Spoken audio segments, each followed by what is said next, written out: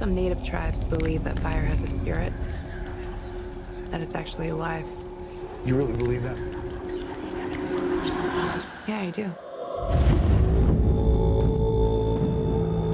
Well, we're speaking about a show that you make in Canada called Tribal. Hallelujah, back for a second season. It seemed Yes. like it was taking a long time, so I'm so glad it landed.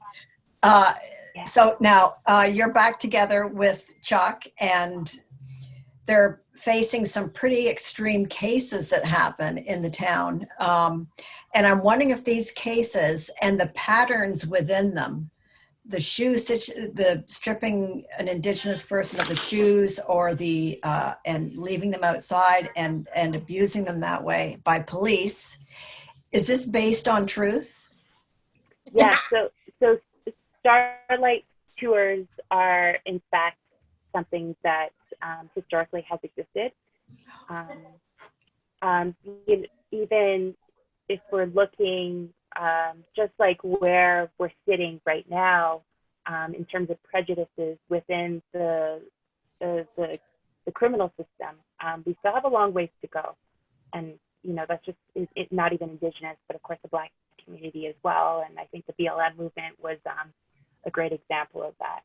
I'm so grateful that Tribal is a show that isn't afraid to go there and to speak the truth, because the reality is Canada, as you know, with the whole residential schools and the outpour and the awareness that's being created around that, is just showing that Canada has been very, very hush-hush about the realities of just how we are as a country. We have a messy, dirty history. We are just part of the group of storytellers, educating others about what goes on in our country.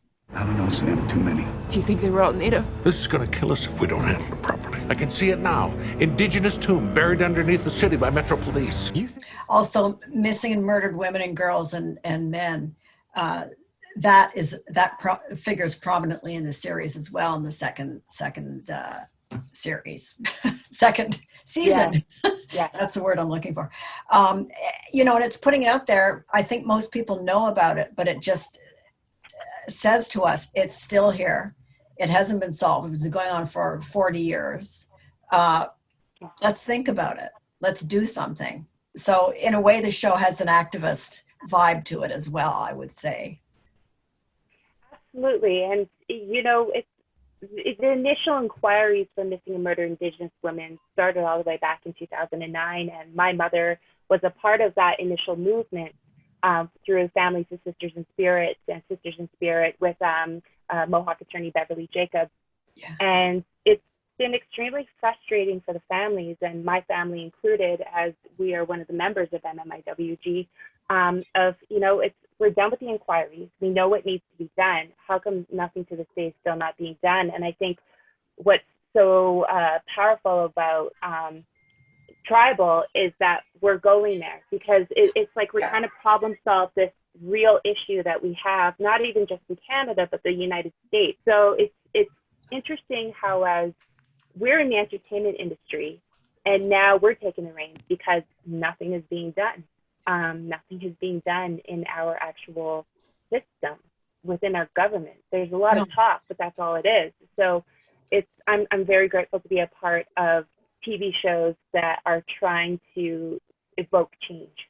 You think this is a job to me? I went to high school with two of the women we found down there. Chances are I know more. Give me something. It's a huge time, I would say, for Indigenous filmmakers. There's so many series, so many films, so much international renown. That must make you very happy. It does, because the more we have exposure, even if I'm not a part of that, my mentality is like, no, we need more of it, because we need to normalize Indigenous people in cinema, in film, because and it's just like this whole diversity movement in general. We just need to we need Hollywood to normalize that, because that is what our planet looks like, right? But it's just you and me until we know who we can trust. Shoot him! Gans, the character Gans, who's a complete psycho. You don't really see that so vividly, that he is so out there, that he is a character and you're trying to deal with him. Did that sort of cause you to do some research to look into psychotic people? I did. It wasn't so much the research outside of what a cop would do in that circumstance, but more so, what would I do on a human level? If I have to remain professional and hold myself back, but all I want to do is rip his head off. And that is interesting in itself, because there's this interesting contradiction of remaining professional and also, you know, being tested human, to become unprofessional. Yeah, to be human. One thing I love about him is when we have like a very safe relationship when we're filming. One thing I love about Cassini is he will stay in character and he will lose his mind even in between the takes. And I'm just like, yes, give it to me. Because, you know, we want to serve as much justice to the scene as possible.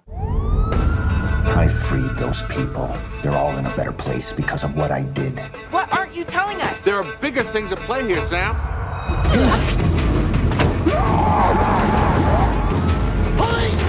Shut up! Stop!